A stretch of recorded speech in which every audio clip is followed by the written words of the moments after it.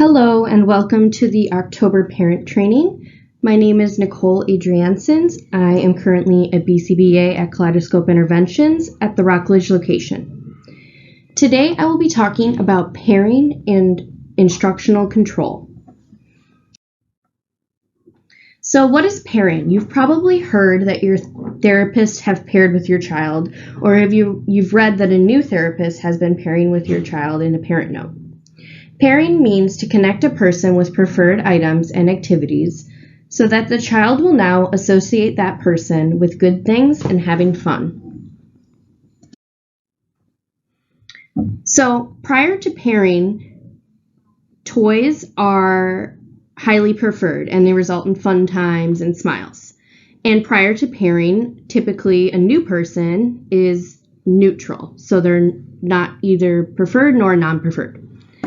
During the pairing process, the person connects themselves with the toys or other highly preferred activities, resulting in the child associating you with good things and having fun. So after a person has successfully paired with the child, just the presence of the person now results in the child associating you with good things, smiles, and having fun.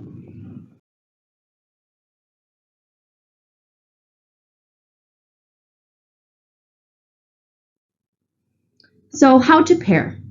First, you want to establish a highly preferred activity and provide that activity to the child for free. Second, you want to give lots of praise for appropriate behaviors.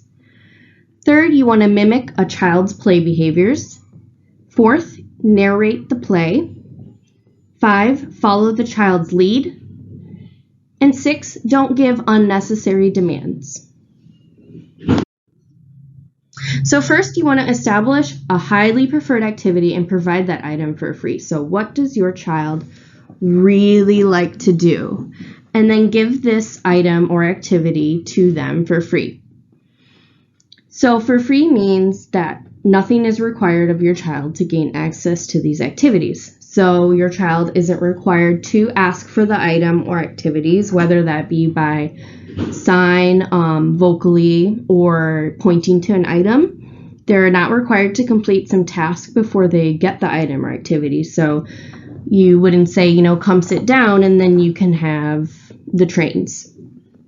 So for example, if your child really likes to be pushed on the swing, you push them on the swing while not requiring them to ask for a push.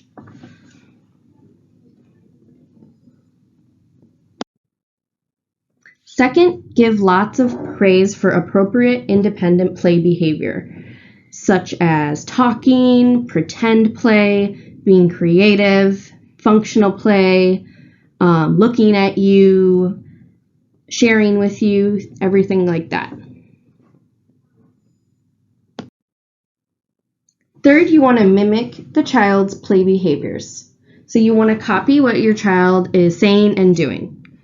For example, if your child is pushing the toy train down the hill, you push your toy train down the hill. And if a child says choo choo while pushing the train down the hill, you say choo choo. It's a really good idea to make fun and silly noises when you are mimicking the child's play behaviors, and just make it really fun. Fourth, you want to narrate the play. So do lots of narrating and talking about how the child is playing. So, oh no, the trains are crashing. Or, whoa, that train is going super fast and that train's going very slow. The trains are waiting for the cars to cross the tracks. So just narrating what the child is doing and how they're playing with the toys.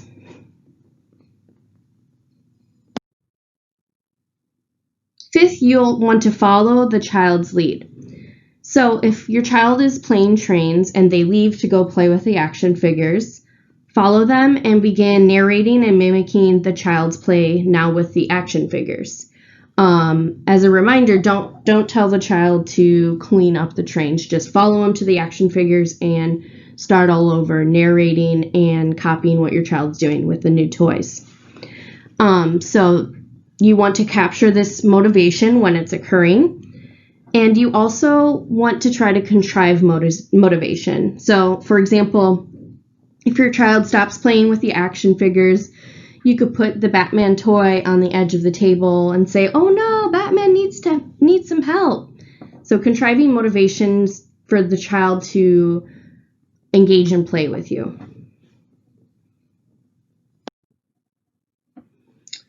And the last one, 6, don't give unnecessary demands. So some examples of some common demands that are given while playing are to clean up, sit down, wait, come here, look at me, things like this. We only want to give demands when necessary while we're pairing. For example, in order to maintain a child's safety, then you would obviously give a demand. Question number 1. Which of the following is not part of the pairing process? A, narrating play. B, giving preferred items for free. C, placing demands. Or D, mimicking child's play behaviors.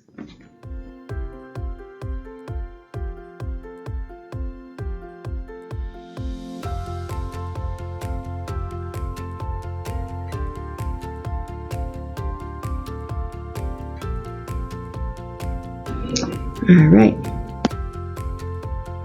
So I want to go through a few signs that you have successfully paired with a child. So first off, you should feel like a gigantic toy. The child, again, will associate you with smiles, good things, and having fun. So you should feel like a big toy that your child wants to play with. So some signs are that the child approaches you more often to play. Your child, if they give you toys to play with them, that's a good sign that you've successfully paired. If the child copies what you do while they're playing, if the child tells you how to play with them, and if the child lets you join them in play and lets you touch their toys with them.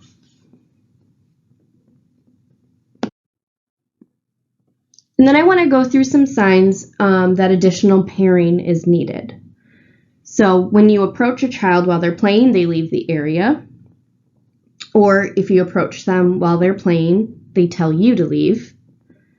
When you approach them while they're playing, they engage in negative vocalizations like crying or whining. If you approach them while they're playing and they don't let you touch the toys, or if they don't want you to talk to them while they're playing. These are all signs that pairing is needed.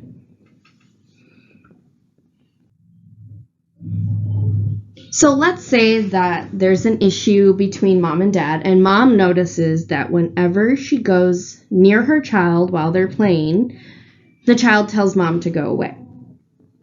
So if this problem was brought up, the first thing that would probably need to be addressed is, has mom successfully paired herself with the child? So let's say we took some just tally data that was taken from 4 to 4:30 p.m. on the number of fun statements that were given by dad versus mom, and then the number of demands that were given by dad versus mom again. So as you can see, mom gave a greater number of demands when compared to the number of fun statements within that half hour, and dad gave more fun statements during that half hour compared to the number of demands. So what can be done? And the answer is pairing. So mom can set aside time every week to pair with her child, which involves, again, not giving any unnecessary demands, and she can put aside some time to associate herself with having fun with the child and good things. And then looking at the data, since dad had successfully paired with the child, dad could give more demands at home instead of the majority of the demands coming from mom, kind of equaling out the ratio between fun statements versus demands between mom and dad. Question number 2. Which is a sign that you have successfully paired with a child? A, when you approach them, they leave the area. B, they give you toys to play with. C, they put their toys away. Or D, they go play with their sibling.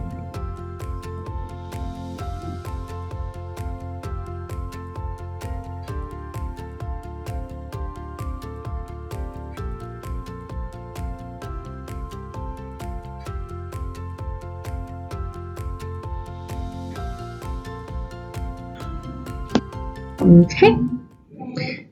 So the pairing process is what leads to instructional control. And pairing is how we build rapport with the children. It's how we develop a connection with them. So when you're pairing, you provide things that the child wants for free. This could be toys or attention. And then when you've successfully paired with a child, you can start to slowly add in demands. You want to start with easy demands and slowly increase the number of demands you're giving. So what we want the child to think is, wow, this lady has awesome, cool trains that I like. I want to be with her, playing with her. And after we've successfully paired with the child, and we'll know that by observing some of the signs that we have already talked about that you've successfully paired, that they're giving you toys to play with, they're coming to you to play.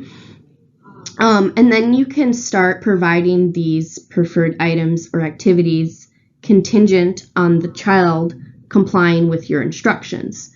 So where I'd previously been giving the child trains for free, now I'm going to start giving them the trains only when they comply with instructions that I give. So this is how we create instructional control, which results in a cooperative and therapeutic relationship between the therapist or even the parent and the child.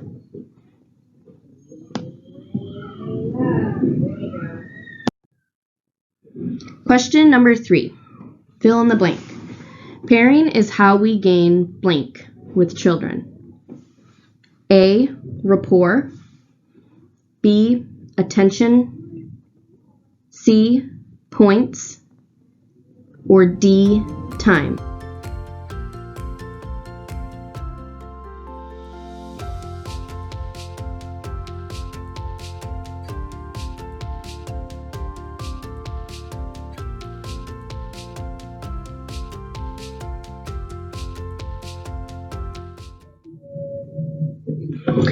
So talking about instructional control a little bit more, what is instructional control?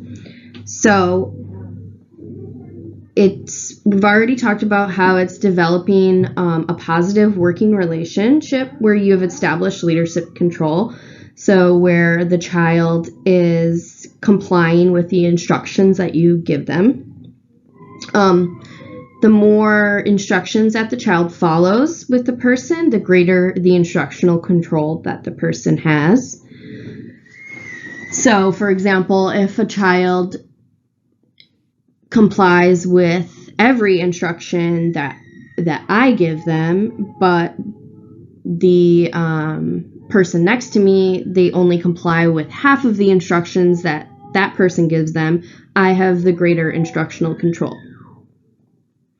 So proper instructional control is what motivates a child to listen to you and to do what you ask of them. And it's also how learning gets done. And then pairing and establishing instructional control is an ongoing process. So pairing isn't a do it once and then it's done.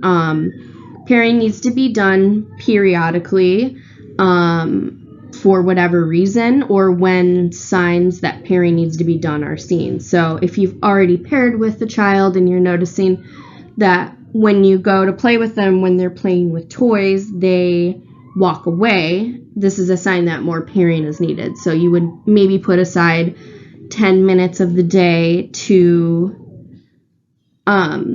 engage in pairing with the child again. And this is so that you can maintain your instructional control with the child.